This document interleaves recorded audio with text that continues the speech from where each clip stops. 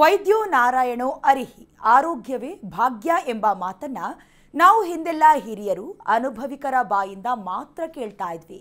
ಆದ್ರೀಗ busy ಶೆಡ್ಯೂಲ್ನಲ್ಲಿ ಬದುಕ್ತಾ ಇರುವ ಸಮಾಜಕ್ಕೆ ಸಣ್ಣ ಮಕ್ಕಳಿಂದಲೇ ಆರೋಗ್ಯದ ಬಗ್ಗೆ ಕಾಳಜಿ ಹಾಗೂ ಆರೋಗ್ಯದ ಮಹತ್ವ ತಿಳಿಸೋದು ಅನಿವಾರ್ಯವಾಗಿದೆ. ಈ ನಿಟ್ಟಿನಲ್ಲಿ ಹೊರಹೊಮ್ಮುತ್ತಿರುವ ನೂತನ ಆಯುರ್ ಆರೋಗ್ಯ ಕಾರ್ಯಕ್ರಮಕ್ಕೆ ಸ್ವಾಗತ. ನಾನು ಡೈನಾ ಕೂರ್ಗ್. ಇತ್ತೀಚಿನ ದಿನಗಳಲ್ಲಿ ಹೆಚ್ಚಾಗ್ತಿರುವ ದಿಢೀರ್ ಹಾರ್ಟ್ ಅಟ್ಯಾಕ್ ಎಲ್ಲರನ್ನ ಬೆಚ್ಚಿ ಬೀಳಿಸ್ತಿದೆ. ಅದರಲ್ಲೂ ಯುವ ಪೀಳಿಗೆಯನ್ನೇ ಟಾರ್ಗೆಟ್ ಮಾಡ್ತಾ ಇರುವ ಹೃದಯಾಘಾತ ವ್ಯಾಪಕವಾಗಿ ಭಯ ಆತಂಕವನ್ನ ಸೃಷ್ಟಿಸ್ತಿದೆ. ಅಷ್ಟಕ್ಕೂ ಎಲ್ಲ ಕಡೆ ಚರ್ಚೆಯಾಗುತ್ತಿರುವ ಹಾಸನ ಸರಣಿ ಹೃದಯಾಘಾತಕ್ಕೆ ಮೂಲ ಕಾರಣವಾದರೂ ಏನು, ನಿಯಂತ್ರಣ ಹೇಗೆ, ಈ ಎಲ್ಲ ಪ್ರಶ್ನೆಗಳಿಗೆ ಸೂಕ್ತ ಉತ್ತರದೊಂದಿಗೆ ಸಮರ್ಪಕ ಮಾಹಿತಿ ನೀಡಲಿದ್ದಾರೆ ಖ್ಯಾತ ವೈದ್ಯರಾದ ಡಾಕ್ಟರ್ ಆಂಜನಪ್ಪ ಅವರು. ನಮಸ್ಕಾರ ಡಾಕ್ಟರ್ ಆಂಜನಪ್ಪ. ಜನರೆಲ್ಲ ಗಾಬರಿಯಾಗಿ ಹೋಗಿದ್ದೀರಿ, ಯಾಕಂದರೆ ಹಾಸನದಲ್ಲಿ 18 ಜನ ಹೃದಯಾಘಾತದಿಂದ ಹಾರ್ಟ್ ಅಟ್ಯಾಕ್ನಿಂದ ಸತ್ತೋಗಿದ್ದಾರೆ ಅಂತ ಮಾಧ್ಯಮಗಳಲ್ಲಿ ಬರ್ತಾನೇ ಇದೆ. ಆದರೆ ಒಂದೆರಡು ಮೂರು ವೈಜ್ಞಾನಿಕ ವಿಚಾರಗಳನ್ನು ನಿಮಗೆ ತಿಳಿಸ್ಬೇಕು ಅಂದರೆ, ಹೃದಯಾಘಾತ ಆದವರೆಲ್ಲ ಸತ್ತೋಗ್ತಾರಾ? ಹೃದಯಾಘಾತ ಅಂದ್ರೇನು, ಹೃದಯ ಸ್ತಂಭನ ಅಂದ್ರೇನು, ಹಾರ್ಟ್ ಫೇಲ್ಯೂರ್ ಅಂದ್ರೇನು, ಇವು ಮೂರು ಪದಗಳನ್ನ ನೀವು ಅರ್ಥ ಮಾಡ್ಕೋಬೇಕು. ಹಾರ್ಟ್ ಅಟ್ಯಾಕ್ ಅಂದರೆ ಹೃದಯಾಘಾತ. ಹೃದಯಾಘಾತ ಆದವರೆಲ್ಲ ಸತ್ತೋಗಲ್ಲ. ದಯವಿಟ್ಟು ಇದನ್ನು ಚೆನ್ನಾಗಿ ತಿಳ್ಕೊಳ್ಳಿ. ನೀವು ಹೃದಯಾಘಾತ ಯಾಕಾಗುತ್ತೆ, ಯಾರಿಗಾಗುತ್ತೆ ಅದನ್ನು ನಿಮ್ಗೆ ಹೇಳ್ತೀನಿ. Very simple. ನೋಡಿ, ನನ್ನ ಬೆರಳಿದೆ, ಜೀವಂತ ಇದೆ, ಓಡಾಡುತ್ತೆ, ಪಿಂಕ್ ಇದೆ. ಇದಕ್ಕೊಂದು ರಬ್ಬರ್ ಬ್ಯಾಂಡು ಟೈಟಾಗಿ ಹಾಕ್ಬಿಟ್ಟು ಬಿಟ್ಬಿಡ್ತೀನಿ. 4 hours ಆದಮೇಲೆ ನನ್ನ ಬೆರಳು ಸತ್ತೋಗುತ್ತೆ. ಇದು ಎಚ್ಚರಿಕೆಯನ್ನು ವಹಿಸ್ತಾ ಇದ್ದೀನಿ. ಮಕ್ಕಳು ಒಂದೊಂದ್ಸರಿ ಬ್ಯಾಂಡ್ ಹಾಕ್ಕೊಂಡ್ಬಿಡ್ತಾರೆ. ದಯವಿಟ್ಟು ಇಮಿಡಿಯೇಟ್ಲಿ ತೆಗಿರಿ. ಅಟ್ಲೀಸ್ಟ್ 1 hourನಾಗಾದರೂ ತೆಗಿರಿ. 4 hour ಬಿಟ್ಟರೆ ಇದು ಗ್ಯಾಂಗ್ರೀನ್ ಅಂತೀವಿ, ಸತ್ತೋಗುತ್ತೆ. ಯಾಕೆ ಸತ್ತೋಗುತ್ತೆ, 4 hour ಯಾಕೆ ತೊಗೊಳುತ್ತೆ? Very simple. ನೋಡಿ, ನಮ್ಮ ದೇಹದಲ್ಲಿ ಅನೇಕ ಅಂಗಾಂಗಗಳಿದ್ದಾವೆ. 33 ಟ್ರಿಲಿಯನ್ ಸೆಲ್ಸ್ ಇದ್ದಾವೆ. ಪ್ರತಿಯೊಂದು ಬದುಕಬೇಕಾದರೆ 2 ಆಕ್ಸಿಜನ್ ಬೇಕು, ಊಟ ಬೇಕು, ಅಂದರೆ ಗ್ಲೂಕೋಸ್ ಬೇಕು. ನನ್ನ ಬೆರಳಿಗೆ ಎಲ್ಲಿಂದ ಬರುತ್ತೆ ಅಂದರೆ, ಹೃದಯ ಪಂಪ್ ಮಾಡುತ್ತೆ ಬ್ಲಡ್ನ, ಅದು ಇಲ್ಲಿವರೆಗೂ ಬಂದು ವಾಪಸ್ ಹೋಗ್ತದೆ ವೇನ್ಸ್ನೊಳಗೆ. ನೋಡಿ, ಇಲ್ಲೊಂದು ಡಿಜಿಟಲ್ ವೆಸಲ್ ಅಂತೀವಿ, ಇಲ್ಲೊಂದು ಡಿಜಿಟಲ್ ವೆಸಲ್ಲು ಇದರಲ್ಲಿ ಬರ್ತಾ ಇದೆ. ನಾನು ಇದರ ಎರಡನ್ನು ಟೈಟಾಗಿ ಬಂದ್ ಮಾಡಿಬಿಟ್ರೆ ಮುಂದಕ್ಕೆ ಅದಕ್ಕೆ ಆಹಾರ ಇಲ್ಲ, ಆಕ್ಸಿಜನ್ ಇಲ್ಲ, ಸತ್ತೋಗುತ್ತೆ. ಇದು ಸಿಂಪಲ್ ಪ್ರಿನ್ಸಿಪಲ್. ಮಯೋಕಾರ್ಡಿಯಲ್ ಇನ್ಫಾಕ್ಷನ್ ಅಂದರೆ ಹಾರ್ಟ್ ಅಟ್ಯಾಕ್ ಅಂದರೆ ಹಾರ್ಟು ಇಷ್ಟಾಗಲ ಸತ್ತೋಗುತ್ತೆ. ಯಾಕೆ ಅಂತ ನಿಮ್ಗೆ ಹೇಳ್ತೀನಿ. ಸೊ ಇದರೊಳಗೆ ನಿಮ್ಗೊಂದು ಡೆಮಾನ್ಸ್ಟ್ರೇಷನ್ ಮಾಡಿದೆ ನಾನು, ಒಂದು ರಬ್ಬರ್ ಬ್ಯಾಂಡ್ ಹಾಕಿ. ನೋಡಿ, ನಮ್ಮ ಹೃದಯ ಇದೆಯಲ್ಲ, ನಮ್ಮ ಎದೆಯ ಎಡಭಾಗದಲ್ಲಿ ನಮ್ಮ ಮುಷ್ಟಿಯಷ್ಟು ದಪ್ಪ ಇರುತ್ತೆ. ನಿಮಗೆಲ್ಲ ಗೊತ್ತಿದ್ದಂಗೆ 1 ನಿಮಿಷಕ್ಕೆ 72ರಿಂದ 80 ಸಾರಿ ಲಬ್ ಡಬ್ ಲಬ್ ಡಬ್ ಅಂತ ಹೊಡ್ಕೊಳ್ಳುತ್ತೆ. ಒಂದು ದಿನದಲ್ಲಿ 1 ಲಕ್ಷ ಸಾರಿ ಹೊಡ್ಕೊಳ್ಳುತ್ತೆ. ಈ ಹೃದಯ ಹೊಡ್ಕೋಬೇಕಾದ್ರೂ ಅದಕ್ಕೆ ಆಹಾರ ಬೇಕು, ಆಕ್ಸಿಜನ್ ಬೇಕು. ನನ್ನ ಬೆರಳಿಗೆ ಹೆಂಗೆ ಬೇಕೋ ಹೃದಯಕ್ಕೂ ಬೇಕು. ಹೃದಯಕ್ಕೆ ನಾನು ಇಲ್ಲಿ ತೋರಿಸ್ದೆ ಡಿಜಿಟಲ್ ವೆಸಲ್ ಅಂತ, ಅದಕ್ಕೆ ರಬ್ಬರ್ ಬ್ಯಾಂಡು ಹಾಕಿದೆ. ಬಟ್ ಹಾರ್ಟ್ನ ನಾನು ರಬ್ಬರ್ ಬ್ಯಾಂಡ್ ಹಾಕೋಕ್ಕಾಗಲ್ಲ. ಆದರೂ ಯಾಕೆ ಆ ಬ್ಲಡ್ ವೆಸಲ್ ಇಲ್ಲಿ ರಬ್ಬರ್ ಬ್ಯಾಂಡ್ ಹಾಕಿ ನಾನು ಬ್ಲಾಕ್ ಮಾಡಿದೆ, ಅಲ್ಲಿ ಹೆಂಗೆ ಬ್ಲಾಕ್ ಆಗುತ್ತೆ ಅಂತ ಹೇಳ್ತೀನಿ. ಹೃದಯಕ್ಕೆ ಊಟ ತೊಗೊಂಡೋಗ್ಲಿಕ್ಕೆ ಇದೇ ಥರ ಬ್ಲಡ್ ವೆಸಲ್ ಇದೆ. ಅದನ್ನು ನಾವು ಕರೋನರಿ ವೆಸಲ್ ಅಂತೀವಿ. 2 ವೆಸಲ್ ಇರ್ತವೆ, ಮೇಯ್ನು 2 ಬ್ರಾಂಚ್ ಇರ್ತವೆ. ಇದೇನಾದರೂ ಬ್ಲಾಕ್ ಆಗೋಯ್ತು ಆ ಬ್ಲಡ್ ವೆಸಲ್. ಯಾಕೆ ಬ್ಲಾಕ್ ಆಗುತ್ತೆ? ಕಾರಣ ಇದೆ. ಅಥೆರೋಸ್ಕ್ಲಿರೋಸಿಸ್ ಅಂದರೆ ಏನು, ಕೊಲೆಸ್ಟ್ರಾಲ್ ಅಂದರೆ ಏನು, ಎಂಬಾಲಿಸಮ್ ಅಂದರೆ ಏನು, ಅದೆಲ್ಲ ಆಮೇಲೆ ಹೇಳ್ತೀನಿ. ಬೈ ಚಾನ್ಸ್ ಬ್ಲಾಕ್ ಆಗೋಯ್ತು ಅನ್ನಿ, ಅವಾಗ ಹೃದಯದ ಇಷ್ಟಾಗಲ ಸತ್ತೋಗುತ್ತೆ. ಅದು ನನ್ನ ಭಾಷೆಯಲ್ಲಿ ಇನ್ಫಾರ್ಕ್ಷನ್ ಅಂತೀವಿ. MI ಆಯಿತು ಅಂತೀವಿ ನಾವು. ಯಾರಿಗಾನ ಎದೆ ನೋವು ಬಂತು ಅಂದರೆ MI ಆಗಿದೆ ಅಂತೀವಿ. ಅವ್ನು ಸತ್ತೋಗಲ್ಲ, ಎದೆ ನೋವು ಬರುತ್ತೆ. ಆದರೆ ಜಯದೇವಾಗ ಹೋಗೋವರೆಗೂ ಅಥವಾ ಪಕ್ಕದಲ್ಲಿಲ್ಲೋ ಹಾಸ್ಪಿಟ್ಲಿಗೆ ಹೋಗೋವರೆಗೂ ಅವನಿಗೆ ಜೀವ ಉಳಿಯುತ್ತೆ. ಯಾಕೆ ಹೇಳ್ತೇನೆ ಅಂದರೆ, ನೀವು 18 ಜನ ಸತ್ತೋಗ್ಬಿಟ್ರಲ್ಲ, ಹೃದಯಾಘಾತ ಬಂದರೆ ಸತ್ತೋಗ್ಬಿಡ್ತೀನಲ್ಲ ಅಂತ ಹೆದರ್ಕೋಬೇಡಿ. ನೀವು ಹೃದಯಾಘಾತ ಆದವರೆಲ್ಲ ಸತ್ತೋಗಲ್ಲ. ಬಟ್ ಸತ್ತೋದವ್ರಿಗೆ ಏನಾಯಿತು, ಕಾರ್ಡಿಯಾಕ್ ಅರೆಸ್ಟ್ ಆಯಿತು, ಹೃದಯ ಸ್ತಂಭನ. ಹೃದಯ 5 ನಿಮಿಷ ಬಡ್ಕೊಳ್ಳೋದು ನಿಲ್ಲಿಸ್ತು ಅಂದರೆ ಅದನ್ನು ಕಾರ್ಡಿಯಾಕ್ ಅರೆಸ್ಟ್ ಅಂತೀವಿ, ಹೃದಯ ಸ್ತಂಭನ. ಹೃದಯ ಸ್ತಂಭನಕ್ಕೆ 100 ಕಾರಣ ಇದ್ದಾವೆ, ಅಟ್ಯಾಕಿಗೆ 100 ಕಾರಣ ಇದ್ದಾವೆ. ನಾನು ಆಮೇಲೆ ಹೇಳ್ತೀನಿ ನಿಮಗೆ. ಇಲ್ಲಿ 5 ನಿಮಿಷ ಸತ್ತೋಯ್ತು. ನಾನು ಅವಲೇ ಹೇಳಿದೆ, ನನ್ನ ಬೆರಳು 4 hour ಆದರೂ ಸತ್ತೋಗಲಿಲ್ಲ. ಯಾಕಂದರೆ ಇದನ್ನು ನಾವು ಸ್ಕೆಲೆಟಲ್ ಮಸಲ್ ಅಂತೀವಿ. ನೋಡಿ, ನಮ್ಮ ದೇಹದಲ್ಲಿ 6 ಮೂಳೆಗಳಿದ್ದಾವೆ, 655 ಮಾಂಸಖಂಡಗಳಿದ್ದಾವೆ. ನಿಮ್ಮ ಬ್ಯಾಕ್ನಲ್ಲಿದೆ, ಫ್ರಂಟಲ್ಲಿದೆ, ಕೈನಲ್ಲಿದೆ, ಕಾಲಿನ. ಸೊ ಇದನ್ನು ನಾವು ಸ್ಕೆಲಿಟಲ್ ಮಸಲ್ ಅಂತೀವಿ. ನಾವು 4 ಅವರ್ ಟೈಮ್ ಇದೆ ಇದು ಸಾಯೋಕ್ಕೆ. ಆದರೆ ನಮ್ಮ ಹೃದಯದ ಮಾಂಸಖಂಡ ಇದೆಯಲ್ಲ, ಅದನ್ನು ನಾವು ಮಯೋಕಾರ್ಡಿಯಮ್ ಅಂತೀವಿ. Very sensitive muscle. 5 ನಿಮಿಷ ರಕ್ತ ಹೋಗಲಿಲ್ಲ ಅಂದರೆ ಅಷ್ಟಾಗಲ ಸತ್ತೋಗುತ್ತೆ. ಅದನ್ನು MI ಅಂತೀವಿ ನಾವು. ಆಗ ನಿಮಗೆ ಹೃದಯಾಘಾತ ಆಯಿತು ಅಂತ, ಎದೆನೋವು ಬರ್ತದೆ. ಅದರ ರೋಗ ಲಕ್ಷಣಗಳು ಆಮೇಲೆ ಹೇಳ್ತೀನಿ. ಆದರೂ ಹಾರ್ಟ್ ಅಟ್ಯಾಕ್ನ ಸತ್ತೋಗ್ಬೋದಾ ಡಾಕ್ಟ್ರೆ? ಅಪರೂಪಕ್ಕೆ ಕೆಲವರು ಸತ್ತೋಗ್ತಾರೆ. ಯಾಕೆ ಸತ್ತೋಗ್ತಾರೆ ಅಂದರೆ, ನಾನು ಅವಲೇ ಹೇಳಿದೆ ನಿಮಗೆ, 3 ಬ್ಲಡ್ ವೆಸಲ್ಸ್ ಮೇಯ್ನ್ ಒಂದು ಬ್ರಾಂಚಲ್ಲಿ 3 ಬ್ಲಾಕ್ ಆಗಿಬಿಟ್ಟು ಅಂದ್ಕೊಳ್ಳಿ, ಅದನ್ನು ಮ್ಯಾಸಿವ್ ಹಾರ್ಟ್ ಅಟ್ಯಾಕ್ ಅಂತೀವಿ ನಾವು. ಆಗ ಸತ್ತೋಗ್ಬೋದು. ಸೊ ಎಲ್ರಿಗೂ ಮ್ಯಾಸಿವ್ ಹಾರ್ಟ್ ಅಟ್ಯಾಕ್ ಆಗಲ್ಲ. ಇದಕ್ಕೆ 3 ಡೆಫಿನೇಷನ್ ನಿಮ್ಗೆ ಹೇಳಿದೆ. ಒಂದು ಹೃದಯಾಘಾತ, ಹೃದಯ ಸ್ತಂಭನ. ಈ ಸ್ತಂಭನ ಯಾವಾಗ ಆಗುತ್ತೆ ಅಂದರೆ, ಯಾರನ್ನ ನೀರನ್ನ ಮುಳುಗಿದವನು ಹೃದಯ ನಿಂತು ಹೋಗ್ಬಿಡುತ್ತೆ, ಅದು ಹೃದಯ ಸ್ತಂಭನ. ಜಗಳ ಆಡೋವಾಗ ಯಾರೋ ಕಪಾಳ ಕೊಡಿತಾರೆ, ಹೃದಯ ನಿಂತು ಹೋಗುತ್ತೆ, ಅದು ಹೃದಯ ಸ್ತಂಭನ. ಬೀಜ ಇಚ್ಚಿಕ್ಬಿಡ್ತಾರೆ, ಸತ್ತೋಗ್ತಾರೆ. ಹಳ್ಳಿ ಕಡೆ ಅದು ಬೀಜದಲ್ಲಿ ಪ್ರಾಣ ಇದೆ ಅಂತಾರೆ, ಅದು ನಿಜ ಅಲ್ಲ. ಬೀಜ ಇಚ್ಕಿದ್ರೆ ಹಾರ್ಟ್ ನಿಂತು ಹೋಗುತ್ತೆ. ಅಮ್ಮ ಚೆನ್ನಾಗೇ ಇರ್ತಾಳೆ, ಅಮೆರಿಕದಿಂದ ಫೋನ್ ಬರುತ್ತೆ, ನಿಮ್ಮ ಮಗನಿಗೆ ಆಕ್ಸಿಡೆಂಟ್ ಆಗಿ ಸತ್ತೋಗಿದ್ದಾನೆ ಅಂತ. ಅಮ್ಮ ಹಂಗೆ ಸತ್ತೋಗ್ತಾಳೆ, ಆಗ ಹೃದಯ ನಿಂತು ಹೋಗುತ್ತೆ ಅಮ್ಮಂದು. ಇವೆಲ್ಲವನ್ನು ಹೃದಯ ಸ್ತಂಭನ ಅಂತೀವಿ. 108 ಕಾರಣಗಳು. ಇನ್ನೊಂದು ಕಂಡೀಷನ್ ಇದೆ, ಹಾರ್ಟ್ ಫೇಲ್ ಆಗಿಬಿಡ್ತಂತೆ ಅಂತಾರೆ. ಹೃದಯ ಫೇಲ್ ಆಗೋದು ಯಾವ ಫೇಲ್ ಆಗುತ್ತೆ ಅಂದರೆ, ನೀವು ಕೇಳಿರ್ತೀರಿ, ನಮ್ಮ ಹೃದಯ 72 ಸಾರಿ ಬಡ್ಕೋತದೆ. ಅದೇನೋ ಹಂಗೆ ಕಡಿಮೆ ಬಂದು 56ಕ್ಕೆ ಬಂತು, 46ಕ್ಕೆ ಬಂತು, 45ಕ್ಕೆ ಬಂದರೆ ಹಂಗೆ ಫೇಲ್ ಆಗಿಬಿಡುತ್ತೆ. ಯಾಕೆ ಫೇಲ್ ಆಗುತ್ತೆ ಅಂದರೆ, ನಮ್ಮ ಹೃದಯ ಪ್ರತಿನಿತ್ಯ ನಡಿಬೇಕಾದ್ರೆ ಅದಕ್ಕೆ ಎಲೆಕ್ಟ್ರಿಕ್ ಸಪ್ಲೈ ಇರುತ್ತೆ. SA ನೋಡ್ ಅಂತೀವಿ ನಾವು. ಹೃದಯದಲ್ಲಿ 4 ಚೇಂಬರ್ ಇರ್ತವೆ. ಏಟ್ರಿಯಮ್ 2, ವೆಂಟ್ರಿಕಲ್ 2. ಈ ಏಟ್ರಿಯಮ್ನೊಳಗೆ ಒಂದು ನಮ್ಮ ಟ್ರಾನ್ಸ್ಫಾರ್ಮರ್ ಇದ್ದಂಗೆ ಇರುತ್ತೆ, ಅದನ್ನು ನಾವು SA ನೋಡ್ ಅಂತೀವಿ. ಅಲ್ಲಿಂದ ಎಲೆಕ್ಟ್ರಿಕ್ ಆಕ್ಟಿವಿಟಿ ಬಂದು ಮಸಲ್ಸ್ಗೆಲ್ಲ ಹೃದಯನ ಹಿಂಗೆ ಹೊಡ್ಕೊಳಂಗೆ ಮಾಡುತ್ತೆ. ಆ ಎಲೆಕ್ಟ್ರಿಕ್ ಫೇಲ್ಯೂರ್ ಆದರೆ ಅದನ್ನು ನಾವು ಕಾರ್ಡಿಯಾಕ್ ಫೇಲ್ಯೂರ್ ಅಂತೀವಿ. ನೀವು ಕೇಳಿರ್ತೀರಿ, ಪೇಸ್ ಮೇಕರ್ ಹಾಕ್ಕೊಂಡಿದ್ದಾರಂತೆ ಅವರು. ಪೇಸ್ ಮೇಕರ್ ಯಾಕೆ ಹಾಕ್ತೀವಿ ಅಂದರೆ, 50 ಸಾರಿ ಹೊಡ್ಕೊಳ್ಳೋದು 80 ಸಾರಿ ಹೊಡ್ಕೊಳ್ಳಿ ಅಂತ ಜಯದೇವಾಗ ಹೋದರೆ ನಿಮಗೆ ಪೇಸ್ ಮೇಕರ್ ಹಾಕ್ಕೊಡ್ತಾರೆ ಅಂಥವ್ರಿಗೆ. ಸೊ ಈಗ ವಾಪಸ್ ಬರ್ತೀನಿ. ಈ ಹೃದಯಾಘಾತ ಯಾಕೆ ಆಗ್ತಾಯಿದೆ, ಅದರೊಳಗಾಗಿ ಯಂಗ್ಸ್ಟರ್ಸ್ಗೆ ಯಾಕೆ ಆಗ್ತಾಯಿದೆ, ಅದರೊಳಗೆ ಹಾಸನದಲ್ಲಿ ಅಷ್ಟು ಜನಕ್ಕೆ ಯಾಕೆ ಒಂದೇ ಸರಿ ಆಗೋಯ್ತು? ಭಾಳ ಸರಳ. ನಾನು MBBS ಹೋದಾಗ 1975 ಬಳ್ಳಾರಿ ಒಳಗೆ ಮಕ್ಕಳು ತಂದೆ ತಾಯಿನ ಕರ್ಕೊಂಬರೋರು 60-65 ವರ್ಷದವ್ರನ್ನ ಹಾರ್ಟ್ ಅಟ್ಯಾಕ್ ಆಗಿದೆ ಡಾಕ್ಟ್ರೆ ಅಂತ. ಇವತ್ತು ಅನ್ಫಾರ್ಚುನೇಟ್ಲಿ ರಿವರ್ಸ್ ಆಗ್ತಾಯಿದೆ. ತಂದೆ ತಾಯಿಗಳು ಸಾಫ್ಟ್ವೇರ್ ಇಂಜಿನಿಯರ್ ಮಗನ್ನ, ಜಿಮ್ ಮಾಡ್ತಿರೋ ಮಗನ್ನ, ಡಾಕ್ಟ್ರ್ ಆಗಿರೋನ್ನ ಚಿಕ್ಕ ವಯಸ್ಸಿಗೆ ಕರ್ಕೊಂಬರ್ತಾರೆ ಹಾರ್ಟ್ ಅಟ್ಯಾಕ್ ಆಗಿದೆ ಅಂತ. ನೀವು ನೋಡಿರ್ತೀರಿ, ಡ್ಯಾನ್ಸ್ ಮಾಡ್ತಾ ಮಾಡ್ತಾ ಹೆಂಗೆ ಆರ್ಟಿಸ್ಟು ಬಿದ್ದು ಸತ್ತೋಗ್ತಾನೆ. ನನ್ನ ಫೇವ್ರೇಟ್ ಹೀರೋ ಪುನೀತ್ ರಾಜ್ಕುಮಾರ್ ಸತ್ತೋಗ್ತಾನೆ.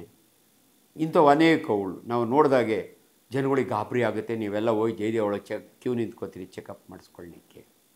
ಇದಕ್ಕೆ ಕಾರಣ ಏನು? ಯಾಕೆ ಆಗಿನ ಕಾಲದಲ್ಲಿ ವಯಸ್ಸಾದವ್ರಿಗೆ ಬರೋದು? ಈಗ ನೋಡಿ, ಲೈಫ್ನೊಳಗೆ ಸ್ಟ್ರೆಸ್ ಆ್ಯಂಡ್ ಸ್ಟ್ರೈನ್ ಅಂತೀವಿ ನಾವು.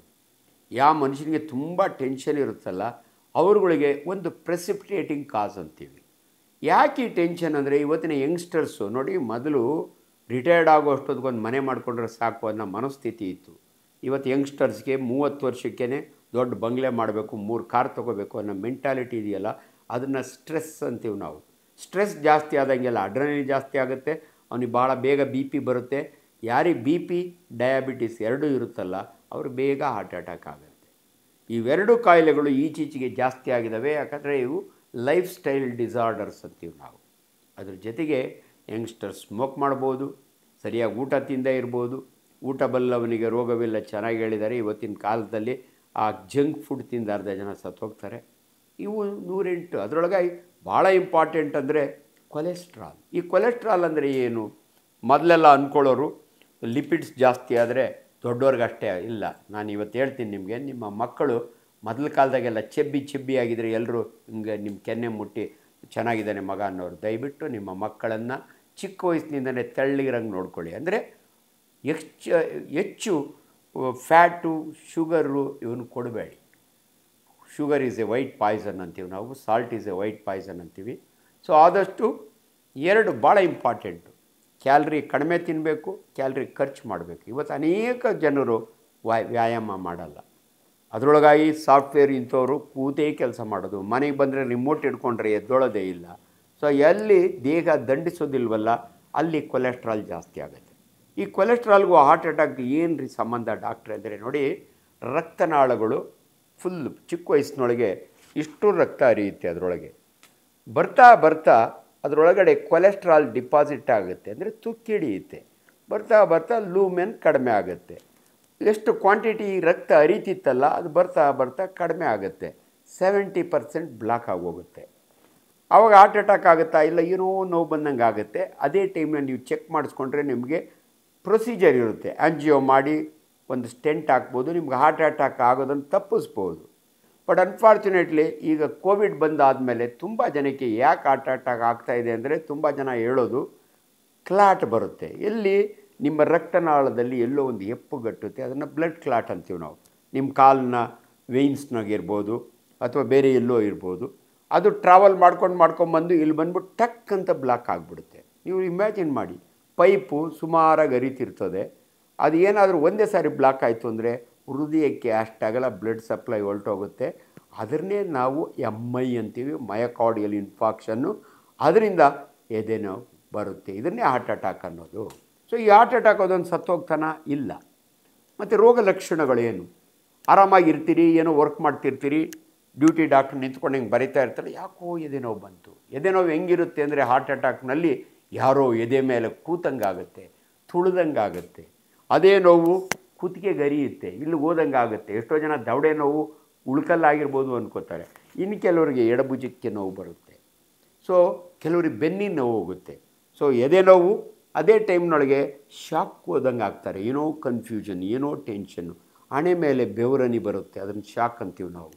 ಸೊ ಹಿಂಗಾದಾಗೆ ಎಚ್ಚರಗೊಂಡು ನೀವೇ ತಪ್ಪು ಡಯಾಗ್ನೋಸ್ ಮಾಡ್ಕೊಂಡು, ನನಗೆ ಯಾಕೋ ಗ್ಯಾಸ್ಟ್ರಿಕ್ ಆಗದೆ, ಸಾರಿಡ ಅಂತ ಇದು ತಿಂತೀನಿ, ರ್ಯಾನಿಟೇಡಿನ್ ತಿಂತೀನಿ, ಡೈಜಿನ್ ಕುಡಿತೀನಿ ಅಂದರೆ ದಯವಿಟ್ಟು ತಪ್ಪಾಗುತ್ತೆ.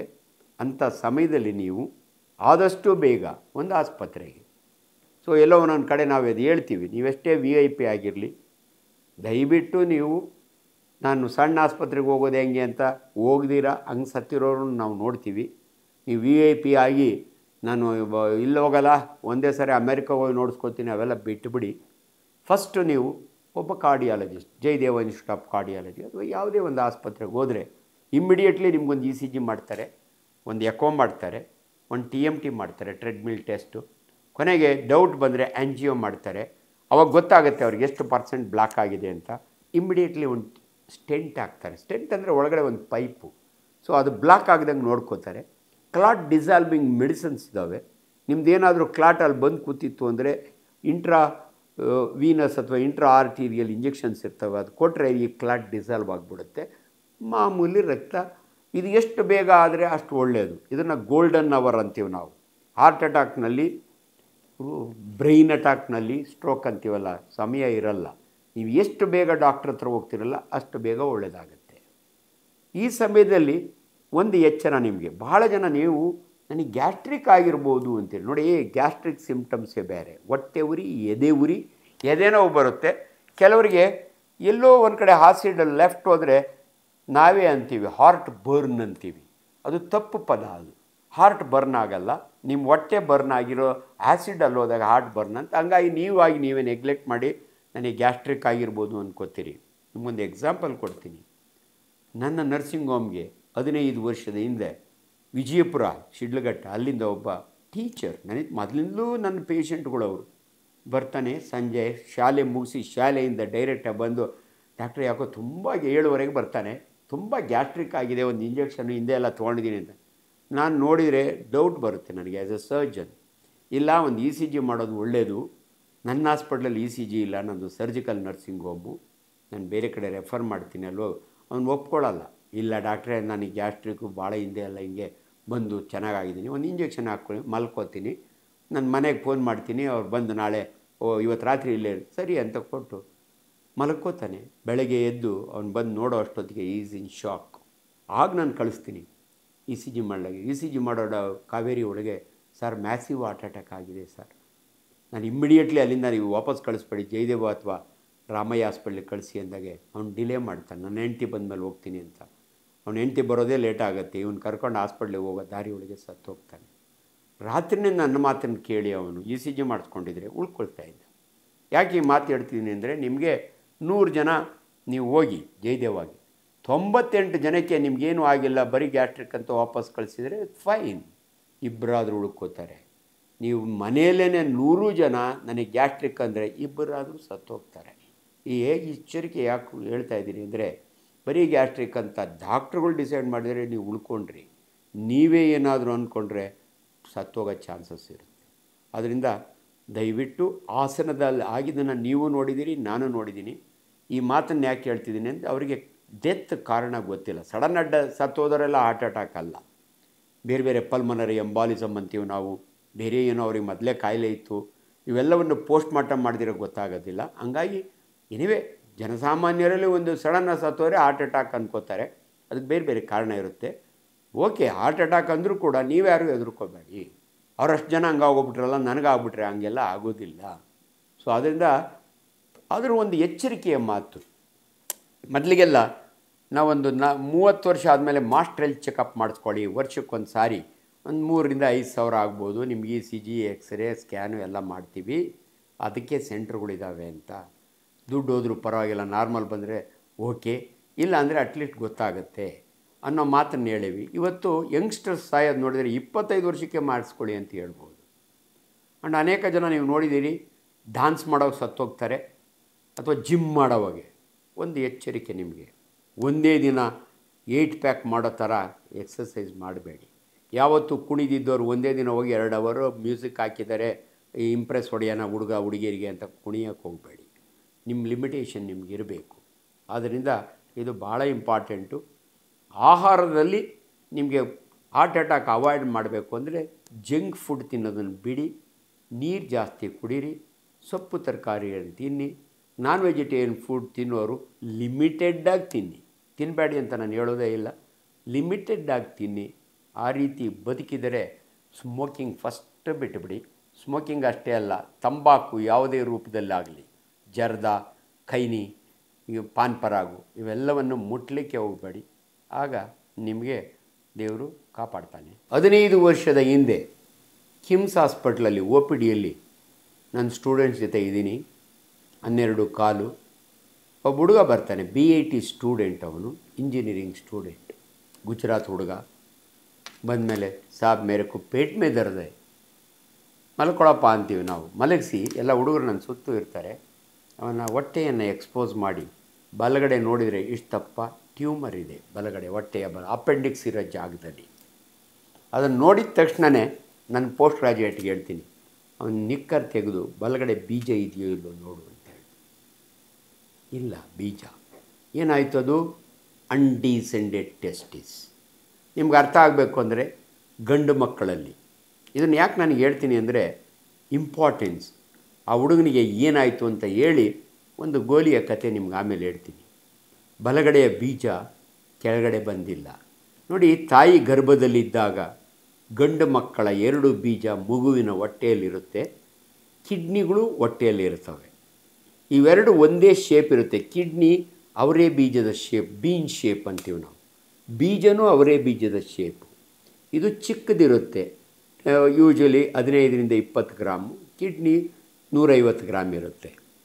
ಮಗು ಹುಟ್ಟುವಾಗ ಕಿಡ್ನಿಗಳು ಕೆಳಗಡೆ ಇದ್ದೋ ಮೇಲಕ್ಕೆ ಹೋಗ್ತವೆ, ಕಿಡ್ನಿ ಅಸೆಂಡ್ಸ್ ಅಂತೀವಿ ನಾವು. ಬೀಜಗಳು ಡಿಸೆಂಡ್ಸ್, ಸ್ಕ್ರೋಟಮಿಗೆ ಬರ್ತವೆ, ಕನ್ನಡದಲ್ಲಿ ಥರ್ಡು ಅಂತಾರೆ ಅದನ್ನು, ಅಲ್ಲಿಗೆ ಬರ್ತವೆ. ಯಾಕೆ ಬರಬೇಕು? ವಿಜ್ಞಾನ ಎಷ್ಟು ಬ್ಯೂಟಿಫುಲ್ ಇದೆ ಅನ್ನೋದಕ್ಕೆ ನನ್ನ ಬಾಯಿಂದ ಬಂದರೆ ಶಂಖದಿಂದ ತೀರ್ಥ ಬಂದಂಗೆ. ನೋಡಿ, ನಿಮ್ಮ ಇಡೀ ದೇಹದಲ್ಲಿ ಟೆಂಪ್ರೇಚರ್ ಇದೆಯಲ್ಲ, ಆ ಸ್ಕ್ರೋಟಮಲ್ಲಿ 1 ಡಿಗ್ರಿ ಕಡಿಮೆ ಇರುತ್ತೆ. ಯಾಕೆ ಡಾಕ್ಟ್ರೆ? ನೀವು ಹಳ್ಳಿಯವರು, ನಿಮಗೆ ಗೊತ್ತು. ನೀವು ಬೆಳೆದ ಬೀಜಗಳನ್ನು ಸಂಸ್ಕರಣ ಮಾಡಲಿಕ್ಕೆ ಬೀಜ ಸಂಸ್ಕರಣಾ ಕೇಂದ್ರ ಅಂತ ಮಾಡಿದ್ರೆ ನಾವು ಹಾಳಾಗಬಾರ್ದು, ಚೆನ್ನಾಗಿರ್ಬೇಕು. ಅದೇ ಥರ ದೇವರು is A very great scientist. ನಿಮ್ಮ ಬೀಜಗಳು ದೇವರು ಕೊಟ್ಟಿರೋದು ಸಂತಾನೋತ್ಪತ್ತಿಗೆ. ಯಾವುದೇ ಒಂದು ಪ್ರಾಣಿ ಆಗಲಿ ಅದರ ಸಂತಾನೋತ್ಪತ್ತಿ ಆಗಬೇಕು. ಇದು ನ್ಯಾಚುರಲ್ ಫೆನಾಮಿನ. ಇಲ್ಲರೆ ಸಂತಾನ ಅಂದರೆ ಮನುಷ್ಯನ ನಾಶ ಆಗ್ಬಿಟ್ಟಿರೋನು. ಎಲ್ಲ ಪ್ರಾಣಿಗಳಿಗೂ ಅದಿದೆ, ಅದು ಸಂತಾನೋತ್ಪತ್ತಿ ಆಗಬೇಕು ಅಂತ. ಸೊ ಈ ಸಂತಾನೋತ್ಪತ್ತಿ ಆಗಬೇಕಾದ್ರೆ ಆ ಬೀಜಗಳು ಕರೆಕ್ಟ್ ಜಾಗದಲ್ಲಿರಬೇಕು. ನೀವು ಅಬ್ಸರ್ವ್ ಮಾಡಿ ನನ್ನ ಮಾತು ಕೇಳಿದ್ದಾದಮೇಲೆ ನಿಮ್ಮ ಮಕ್ಕಳನ್ನ ನಾನು ಅದಕ್ಕೆ ಮೊದಲು ಒಂದು ಸ್ಟೋರಿ ಹೇಳ್ಬಿಡ್ತೀನಿ, ಆಮೇಲೆ ಅದು ಹೇಳ್ತೀನಿ. ನಾನು ಅನಂತ್ ಇಂಟರ್ನ್ಯಾಷನಲ್ ಪಬ್ಲಿಕ್ ಸ್ಕೂಲ್ ಒಂದು 18 ವರ್ಷದ ಹಿಂದೆ ನನ್ನನ್ನು ಚೀಫ್ ಗೆಸ್ಟಾಗಿ ಕರೀತಾರೆ ಸ್ಕೂಲ್ ಡೇಗೆ. 2,000 ಜನ ತಂದೆ ತಾಯಿಗಳು ಮಕ್ಕಳು ಇದ್ದಾರೆ. ಅವತ್ತು ನಾನು ಸಾಯಂಕಾಲ ದೊಡ್ಡಯ್ಯ ಅಂತ ಒಬ್ಬರು ಟೀಚರ್ ನನ್ನ ಚೀಫ್ ಗೆಸ್ಟಾಗಿ ಕರ್ಕೊಂಡೋಗಿದ್ರು. ಅವ್ರಿಗೆಲ್ಲ ಹೇಳಿದೆ, ನೀವೆಲ್ಲ ನಿಮ್ಮ ಮಕ್ಕಳು ಡ್ಯಾನ್ಸ್ ನೋಡೋಕ್ಕೆ ಕೂತಿದ್ದೀರಿ, ನಾನು ಹೆಚ್ಚು ಭಾಷಣ ಮಾಡೋದಿಲ್ಲ, ಆದರೆ ಒಂದು ಗೋಲಿಯ ಕತೆ ಹೇಳ್ತೀನಿ ನಿಮಗೆ. ಕತೆ ಅಂದ ತಕ್ಷಣ ಜನಗಳಿಗೆಲ್ಲ ಕ್ಯೂರಿಯಾಸಿಟಿ, ನಮ್ಮ ಡಾಕ್ಟ್ರಿಗೆ ಗ್ಯಾರಂಟಿ ಜಾಸ್ತಿ ತಲೆ ತಿನ್ನಲ್ಲ. ಒಂದು ಸ್ಟೋರಿ, ಒಂದು ಗೋಲಿಯ ಕತೆ ಹೇಳ್ತೀನಿ, ಅದು ಕೇಳಿದ ಮೇಲೆ ನಾನು ಏನು ಹೇಳ್ತೀನೋ ಅದನ್ನು ನೀವು ಮಾಡಬೇಕು ಅಂತ. ಎಲ್ಲರೂ ರೆಡಿ ಅಂದರು. ನೋಡಿ, ನಾನು ಬೋರಿಂಗ್ ಹಾಸ್ಪಿಟ್ಲಲ್ಲಿ ಸರ್ಜನ್ ಇದ್ದೆ. ಬೋರಿಂಗ್ ಹಾಸ್ಪಿಟ್ಲಲ್ಲಿ 5 ವರ್ಷ ಸರ್ಜನ್ ಇದೆ. ಹೆಮ್ಮೆಯಿಂದ ಹೇಳ್ಕೊಳ್ತೀನಿ, ಈ ಸಮಯದಲ್ಲಿ ನನ್ನೊಂದು ವರ್ಲ್ಡ್ ರೆಕಾರ್ಡ್ ಇದೆ. ಬೋರಿಂಗಲ್ಲಿದ್ದಾಗೆ ಒಂದು ಭಾನುವಾರ ನಾನು 10 ಜನ ಮುಸ್ಲಿಂ ಹುಡುಗರ ಹೊಟ್ಟೆಯಿಂದ ಬುಲೆಟ್ ತೆಗೆದಂಥ ಸರ್ಜನ್, ನಂದು ವರ್ಲ್ಡ್ ರೆಕಾರ್ಡ್ ಇದೆ. ವಾಪಸ್ ಬರ್ತೀನಿ, ಒಂದು ಅಜ್ಜಿ ಬರುತ್ತೆ, ಎಡಗೈನ ಮಗು, ಬಲಗೈನಾಗ ಒಂದು ಚೀಟಿ. ಆಂಜನಪ್ಪ ಡಾಕ್ಟ್ರ್ ಯಾರ್ರೀ? ಅಜ್ಜಿ ನಾನೇ ಕಣಜ್ಜಿ. ಬರ್ತಾಳೆ, ನೋಡಪ್ಪ ನನ್ನ ಮೊಮ್ಮಗ ಜ್ವರ ಅಂತ ನಿನ್ನ ಫ್ರೆಂಡು ಡಾಕ್ಟರ್ ನಟರಾಜ್ ದೇವನಹಳ್ಳಿ ನನ್ನ ಕ್ಲಾಸ್ಮೇಟ್ ಇದ್ದಾರೆ, ಅವ್ರ ಹತ್ರ ಕರ್ಕೊಂಡೋದ್ರೆ ಜ್ವರ ವಾಸಿ ಮಾಡಿದರು, ಮೈಯೆಲ್ಲ ತಡಿಕೆ, ನಿಮ್ಮ ಹುಡುಗನ ಹತ್ರ ಒಂದೇ ಒಂದು ಗೋಲಿ ಇದೆ, ಇನ್ನೊಂದು ಗೋಲಿ ಆಂಜನಪ್ಪ ಡಾಕ್ಟ್ರ್ ಹುಡುಕ್ತಾರೆ ಅಂತ ಚೀಟಿ ಕೊಟ್ಟಿದ್ದಾಳೆ. ನನಗೆ ಹುಡುಗರು ಬೇರೆ ಇದ್ರಲ್ಲ, ತಮಾಷೆಗೆ ಅಜ್ಜಿನ, ಅಲ್ಲ ಕಣಜ್ಜಿ ಗೋಲಿ ಇಲ್ದಿರ ನನ್ನ ಹತ್ರ ಯಾಕೆ ಬಂದೆ, ಶೆಟ್ರ್ ಅಂಗಡಿಗೆ ಅಲ್ವೋ. ಅವಾಗ ಅಜ್ಜಿ ಹೇಳ್ತಾಳೆ, ಯಾವ ಡಾಕ್ಟ್ರ್ ನೀನು, ಆ ಗೋಲಿ ಅಲ್ಲ ಈ ಗೋಲಿ ನ್ಯಾತಾಡೋರು. ಅಜ್ಜಿ ಅಬ್ಸರ್ವೇಷನ್ ಎಷ್ಟು ಚೆನ್ನಾಗಿದೆ ನೋಡಿ. ಅಂದರೆ ಒಂದು ಟೆಸ್ಟಿಸ್ ಇಲ್ಲ ಅಂತ ಅರ್ಥ. ಆಗ ನಾನು ಹೇಳ್ತೀನಿ ಅವರಿಗೆ, ನಿಮ್ಮ ಗಂಡು ಮಕ್ಕಳ ಡ್ಯಾನ್ಸ್ ಎಲ್ಲ ಆದಮೇಲೆ ಮನೆಗೆ ಹೋಗಿ ನಿಮ್ಮ ಮಕ್ಕಳ ಚಡ್ಡಿ ತೆಗೆದು 2 ಗೋಲಿಗಳು ಇದಾವೋ ಇಲ್ಲೋ ಅಂತ ಮುಟ್ಟಿ ನೋಡಬೇಕು. ನೆಂಟರುಗಳಿಗೆಲ್ಲ ಫೋನ್ ಮಾಡಿ, ಆಂಜನಪ್ಪ ಡಾಕ್ಟ್ರ್ ಹೇಳಿದರೆ ಗಂಡು ಮಕ್ಕಳ ಗೋಲಿ ನೋಡಬೇಕು ಅಂತ. ಆಶ್ಚರ್ಯ ಆಗುತ್ತೆ ನನಗೆ. ನೆಕ್ಸ್ಟ್ ಡೇ ಕೆಂಪೇಗೌಡ ಹಾಸ್ಪಿಟ್ಲಿಗೆ 6 ಜನ ತಂದೆ ತಾಯಿಯಂದಿರು ತಮ್ಮ ಮಕ್ಕಳನ್ನ ಕರ್ಕೊಂಬರ್ತಾರೆ. ಅದ್ರಾಗ ಒಬ್ಬ ಹುಡುಗ, ಒಬ್ಬ ಮೇಷ್ಟ್ರ ಮಗ, 2 ಗೋಲಿಗಳಿಲ್ಲ. ಏನ್ರಿ ಮಾಡ್ತಿದ್ರಿ ಸರ್? ನಮಗೆ ಗೊತ್ತೇ ಆಗಲಿಲ್ಲ ಸರ್. ಅಲ್ಲರಿ ನಿಮ್ಮ ಮಿಸಸ್ಗೆ ಮಗು ಸ್ನಾನ ಮಾಡಿಸೋಕೆ ಏನೋ ಹೆಚ್ಚು ಕಮ್ಮಿ ಸರ್, ತುಂಬ ನಾಚಿಕೋತಾಳೆ ಸರ್ ನನ್ನ ಹೆಂಡ್ತಿ. ಅದಕ್ಕೆ ನಿಮ್ಗೊಂದು ಮಾತು ಹೇಳ್ತೀನಿ, ನಾಚಿಗೆ ಗೀಚಿಗೆ ಊರಿಂದ ಆಚೆಗೆ. ಮೆಡಿಕಲ್ ಪ್ರೊಫೆಷನ್ನಲ್ಲಿ ನಾಚಿಕ್ಕೋಬಾರ್ದು, ಹೆದರ್ಕೋಬಾರ್ದು, ಅಂಜ್ಕೋಬಾರ್ದು. ಇವು 3 ಇಂಪಾರ್ಟೆಂಟು.